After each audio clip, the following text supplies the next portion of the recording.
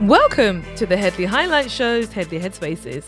And this Headspace is called Mark Rutte, Secretary General of NATO, and President Trump have solved the Greenland crisis. Only one problem. Denmark and the people of Greenland were absent. Yes, they were absent. I was just listening to that again because I want to give you something of quality, and I was laughing at the last sound effect. So essentially, because I'm not going to do the sound effects again, Mark Rutte and the President of the United States, Mr. President Trump, have agreed a deal to solve the Greenland crisis, to roll back the tariffs, but they didn't involve the people of Greenland or the people of Denmark. Let's discuss, shall we? Don't forget, before we do the discussion, don't forget to make a donation, to like, share and comment, and to click the bell notification and select all, and you will receive all of my uploads, which will be most gratifying for both of us, I'm sure. So if you haven't been living under a rock for the last 2 weeks, you would have seen that the world further sinks into a state of discombobulation. And this particular episode is about basically a land grab and an attack on an ally by the guarantor who underwrites Article 5. The big boy, Mr. Rutte, knows him as Daddy, personally, America. And the elite, not the ordinary people, of course. So what happened, and I did a Headspace about this last week, Mr. Trump said that he wanted to have Greenland, which is the territory owned effectively by the people of Denmark. Mr. Trump said that he would be effectively land grabbing. It's a bit like the Crusades, and also I said it's the Israelification of policy in terms of let's grab other people's land and unalive them in the face if they don't like it. And America is pursuing this particular policy with Greenland. Now, what happened last week was that Mr. Trump said that any country that opposes me wandering in and taking Greenland, I will effectively tariff you out of existence. And given that he, as I said, is not fond of the Europeans, he would and did intend on making good on that particular promise. So as I said last week, the idea of a particular rules-based order is over. Mr. Mark Carney said it himself. It was always a charade. And depending on who the victim was or who the perpetrator was, the rules were applied scantily.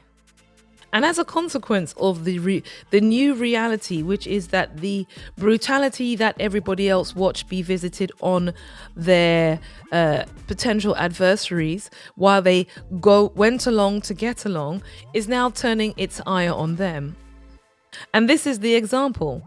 So Mr. Rutte, who is the Secretary General of NATO, it appears that him and Mr. Trump had a conversation over croutons and soup, maybe, where they decided that Mr. Trump would, in fact, acquire certain parts of Greenland in a kind of like a Cyprus-British model, whereby parts of Cyprus basically are under the territorial control and sovereignty of the UK government and the Crown. It's the basic, keep your foot in somebody else's country and you can capture them locally if necessary. So Mr. Trump and Mr. Rutte apparently have announced a framework of a future deal. And because it's Davos this week and Mr. Trump basically went there and told everybody, you're nothing without us, you're nothing without America, you can't defend yourself and you're feeding like leeches on our backs. And then he imposed threats on anyone who disagreed with him. Sorry, not threats, tariffs. He basically said that he should be given Greenland as gratitude because he felt that the Europeans were ungrateful whelks. And he was paying too much interest, of course. And that should be reduced. But he also said that if you don't look after us, we'll remember that. And the next day, we now have a deal with Mark Rutte and Mr. Trump sitting down in Davos, and they've come up with, as I said, a Cyprus-lite deal for Greenland. The specific terms have remained undisclosed at this juncture, but I'm sure we will have illumination and elucidation. Oh, that sounds so fabulous, doesn't it? In due course, darlings. Unsurprisingly, there have been strong official rejections of the framework, notwithstanding that the Europeans sent possibly a collection of a dozen representatives from their military there. I put it in the other Headspace, but it was just a ceremonial exercise in trying to pretend that we could do something about the biggest bully in the playground.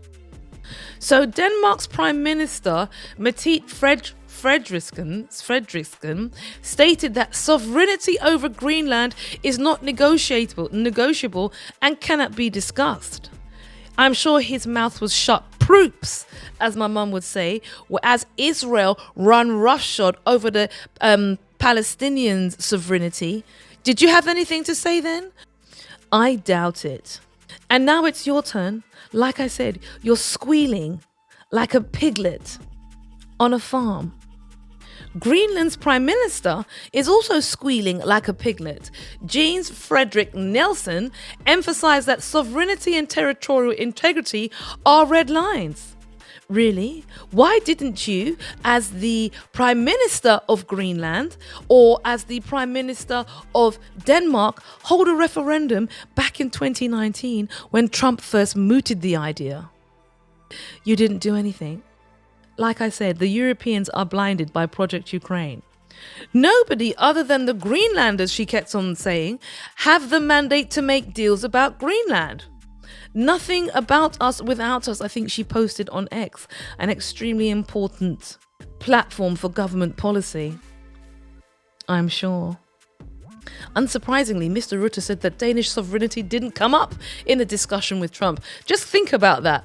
Their sovereignty and territorial integrity didn't come up in the conversation. Do you know why? I can tell you why. Because if Mr. Trump decides to take Greenland by force, that effectively is an act of aggression, an act of war, and it will be the absolute end of NATO and every European country with the security architecture present from the Americans, funded by them in their countries. What did they say? They're quaking in their boots. As Mr. Mark Carney says, they went along to get along, and now their integration is being used and weaponized against them. Boo-hoo to that.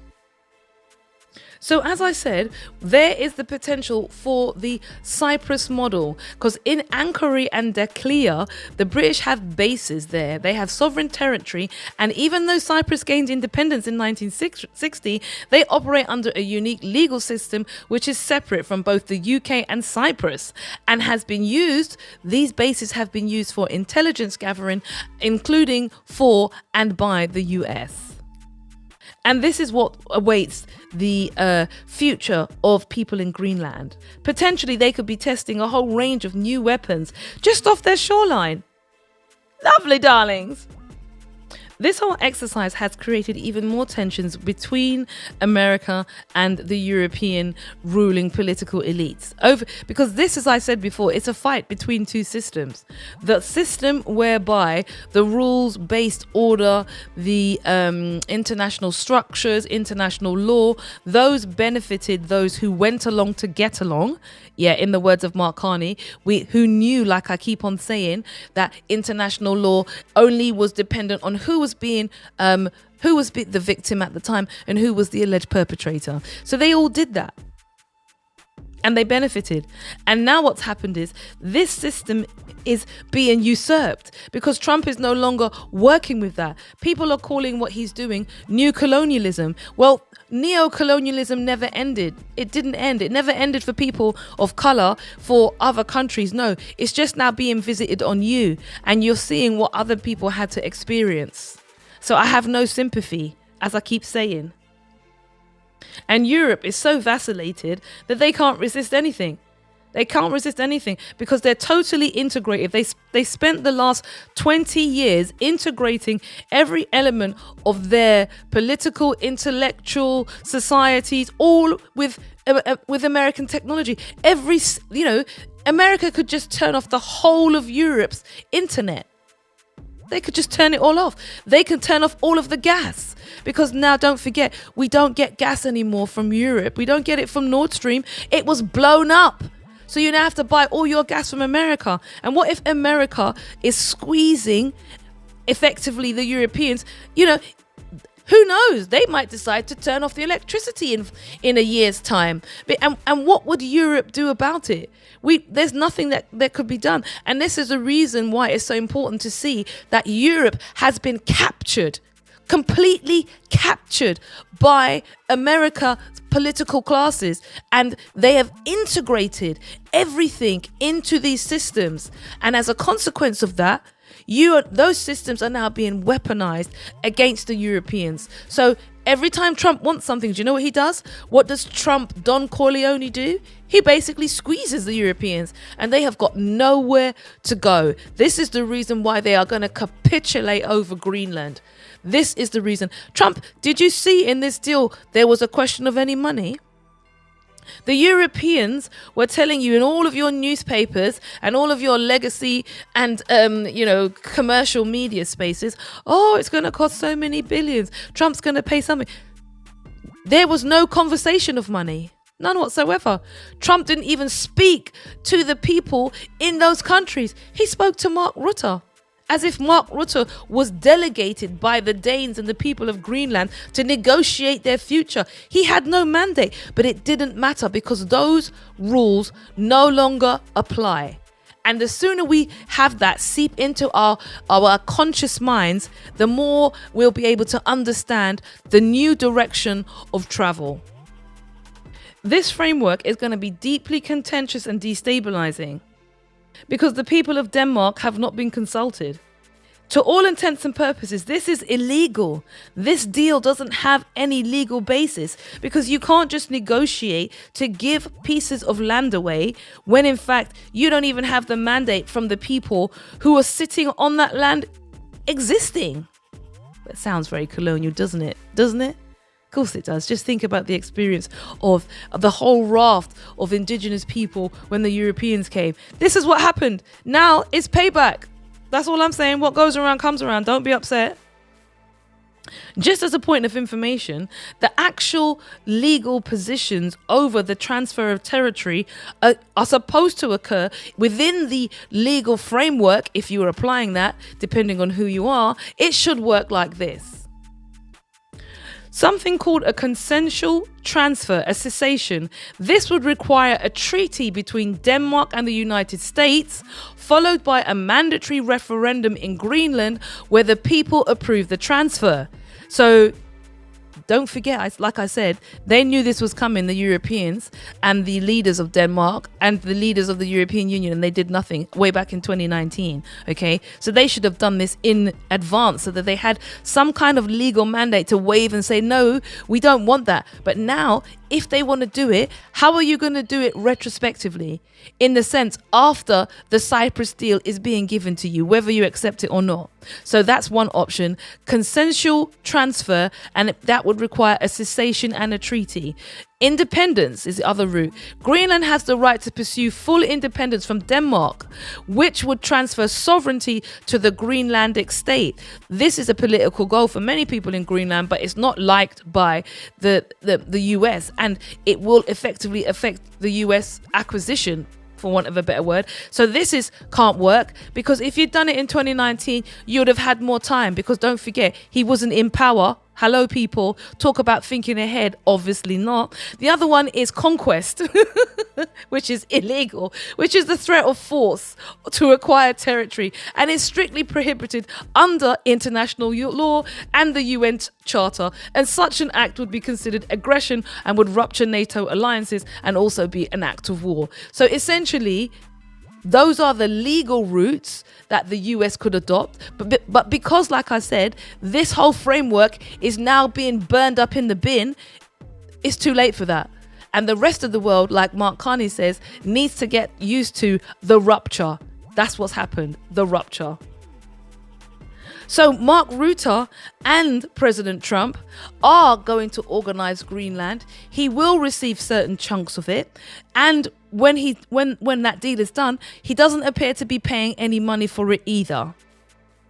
So tell me what your thoughts are. What's it like to experience or witness the modern version of colonialism visited on Europeans? How does that feel? How does that make you feel? I mean, you need to be lucky. No one's unaliving people in the faces, and you don't then have generational trauma attached. So, hey ho, you know, there's always an upside. There's always an upside. But you know what I'm saying? What's your thoughts about that? And I don't know. I think it's time to say cut. Give me your 2 pence, your 3 cities, or your declining dollar price. Down in front, darlings, down. See you next week. Oh, don't forget to make a donation at denisehedley.com.